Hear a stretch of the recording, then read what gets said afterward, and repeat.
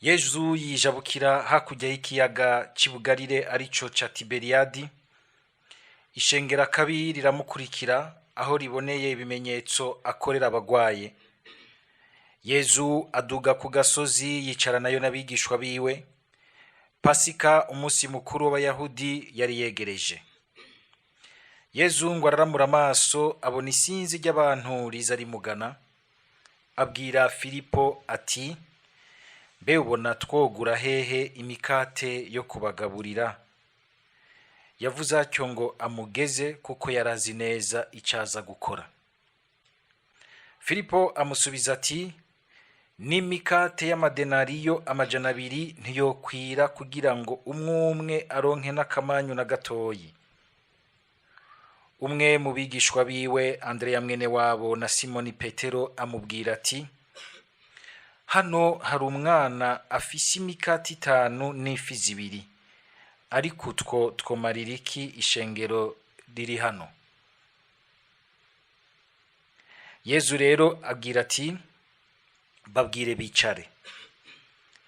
Naho hakaba hari ubwatsi bwinshi, baragandagaza ari nk'abagabo 5,000. Yezu rero yakira ya mikate, akengurukira Imana, ahejeje ayigaburira nyabantu, yongera agabura na za fi nyene, bose bageze aho bashaka. Bamaze guhaga, abwira abigishwa biwe ati, nimwegeranye ibimanyu bisigaye ntihagire ibipfubusa. Nabo baregeranya ivyasigaye kuri ya mikate 5 y'ingano barya, buzuza ibiseke 12. Abantu babone ico kimenyetso Yezu agize, bavuga bati, nukuri atari wa muhanuzi bavuga ko azoseruka ku isi. Yezu rero amenye ko bagomba kuza kumwimika, aca yisubirira mu mitumba ari wenyene. Dushimagize iyi nkuru nziza ya Kristu.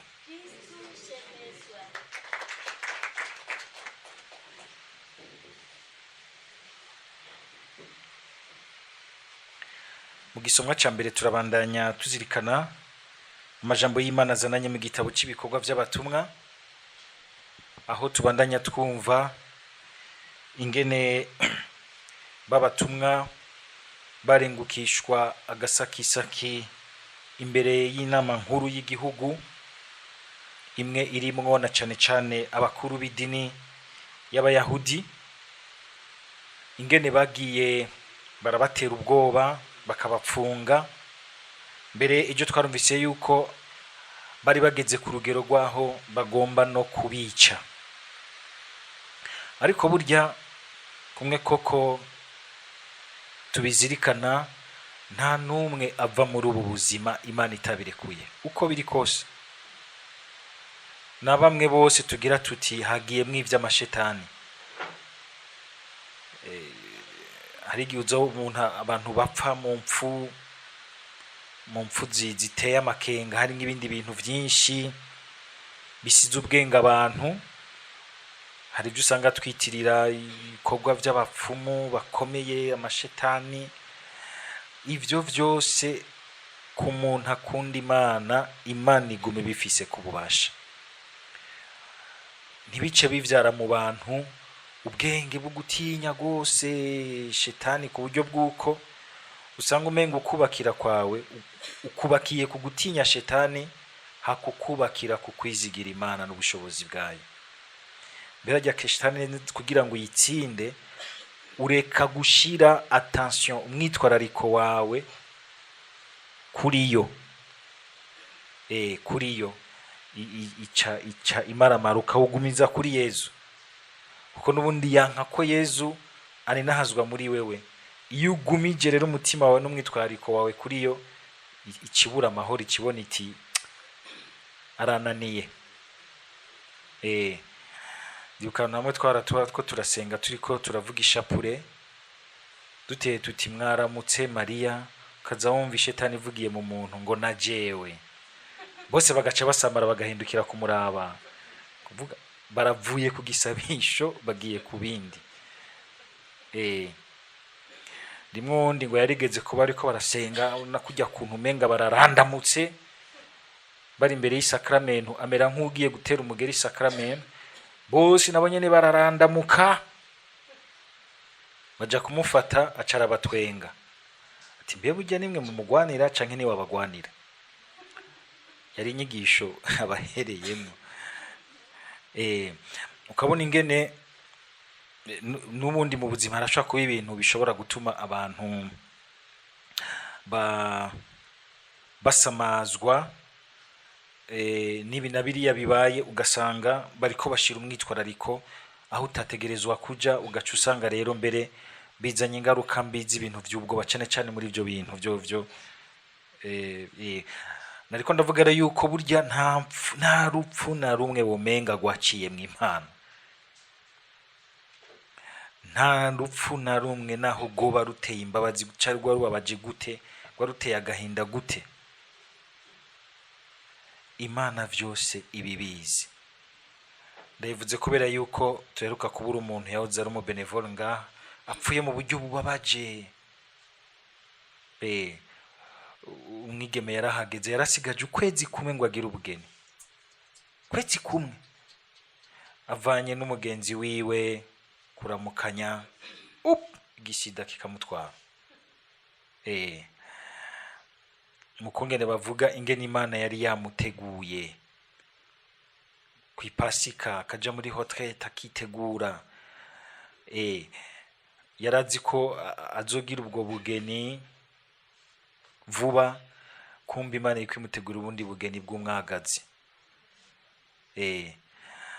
Abigeme n'imisore mutaragira ubugeni, ubugeni si ryo shikiro rya vyose, n'inzira irengana. Abubakanye ugasanga urishimira rwose, ni vyiza, ariko umenye yuko ivyo nibirengana.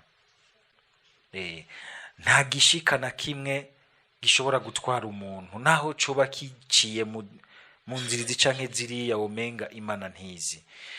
Aba batumwa nabo naho bariko banama kubica, ingene ubasha bw'Imana bwigaragaza bugaca kuri umwe muri bo akabatesha. Akabatesha. Ndibuka hariho umuvukanyi yigeze kuza ariruka ambwira ati Pati jewe ndahatswe n'ukuri. Ati jewe sinzi vyari kumba kuyu munsi. Ubu n'umupfasoni yarakira umwigeme ico gihe, ingene abandi bigeme bari bamusheteye uwundi mugabo. Ibi bigabo bifise amafaranga biza birarondera abakobwa cyuzuye ha mu gisagara. Gati uriya mukobwa ya n'umunyeshomane banyece ati naramushimye, babandi bose kirihira ama Minerval ati ndonderera uriya niwe nshaka. Baramutega kuri anniversaire, bamugirira umunsi mukuru. Mugabo ko ari kugira ngo bamuryohere, hanyuma baze kumushira akantu mu vyanyoye muri jus, aca asinzira, bamushire mu cumba, hama bace bagenda. Wa mugabo bahamagare bati ingukora ivyo ushaka hama wigira. Bugingo bariko barabimuha, bagomba kumuserva. Imana ni nziza, ikivugiro muri umwe muri bo babiteguye. Arumva ko abuze amahoro, arabura amahoro, aho nyine acandikira message uwunda kavuge mu telefone, acararaba abona ni message y'umwe mu bari ngaho, arasoma acarabona ivyo ari byo, kuko nubundi bari bamuteze uwundi mutego, ko bari bamaze kumutega imitego myinshi. Niho yaca asohoka amera nk'uwitavye telefone, acarahunga, acariruka ati Imana irankuye ahantu habi. Wa wundi acaza rero inyuma yewe ati urambabarira vraiment na jewe nari mu babiteguye, mugabo hariho umutima wambujije, wambwiye uti uyu muntu akagwa ngaha wowe nzomukubaza. Arumva ko mubujije amahoro, umukama yamaduhagarikiye. N'aba batumwa biratangaje ingene umukama aciye muri umwe muri bo, muri bajye bariko baranama kubica uyu Gamaliel, agakorera mutima mwiza wuko ari umuntu akunda ikintu kigororotse, azi gusoma ibintu, ibimenyetso. Hari abantu menga ibintu Imana ikora mu buzima bwacu igaragaza mu ibimenyetso, umenga ntitubikura mw'icigwa. ukamenga ni twebwe uyu munsi dutanguye, umenga dutanguye ubuzima bw'abantu bw'isi, tukibagira yuko inyuma yacu hariho abandi benshi babayeho, amayira bagiye baracamwo yo tubera icigwa. Bikanabaza iyo ubonye mbere n'abantu bamwe bamwe bakomeye duguma dusubiramwo amayira n'amafuti y'abadutanze imbere, kandi biri claire yuko izo nzira zidashika. N'umuntu rero mwumvise ingene agira ati mu minsi iheze harajuye yadukana abantu benshi bamukurikira, amaze kwicwa vyose birasanzara. Ti mu nyuma haraza uwundi, ibimenyetso biza biraza bisa bifatanye, birafise icigwa babitwigisha. Nibiki ubona bishobora kuba biri mu buzima bwawe vyaje ubona umenga bitumbereye ikintu kimwe, kandi bikaza umenga birasa, bihanahana neza, haba harimwo ubutumwa. Hari abantu mwama murindire yuko umenga Imana izotuyagira ari uko ije mukayibona nk'uko jewe mumbona, Yezu ngo ndakubone.